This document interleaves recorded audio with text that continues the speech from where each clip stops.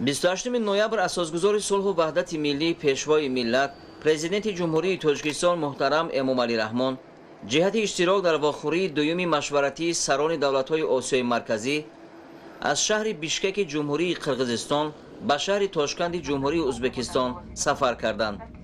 дар ин сафар президенти ҷумҳурии Тоҷикистон муҳтарам Эмомалӣ Раҳмонро муовини сарвазири ҷумҳурии Тоҷикистон, вазири корҳои хориҷӣ, ёрдамчии президенти ҷумҳурии Тоҷикистон оид ба масъалаҳои робитаҳои хориҷӣ ва дигар шахсони расмӣ ҳамроҳӣ мекунанд.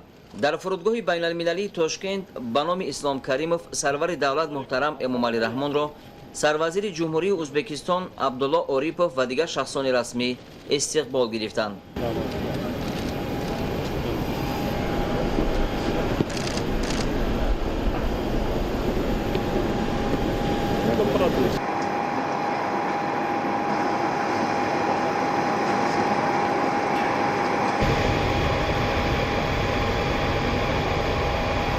بیست ноябр дар шаҳри Тошканд асосгузори сулҳу ваҳдати миллии пешвои миллат президенти ҷумҳурии Тоҷикистон муҳтарам Эмомалӣ Раҳмон дар ҳошияи вохӯрии дуюми машваратии сарони давлатҳои Осиёи Марказӣ бо президенти ҷумҳурии Узбекистон муҳтарам Шавкат Мирзоев мулоқот карданд.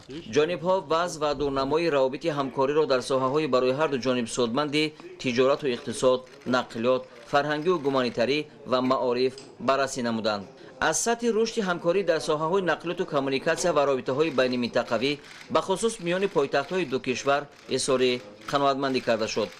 таъкид гардид ки афзоиши минбаъдаи ҳаҷми гардиши мол байни ду кишвар барои расидан ба ҳадафҳои рушди устувори ҷонибҳо мусоидат хоҳад кард.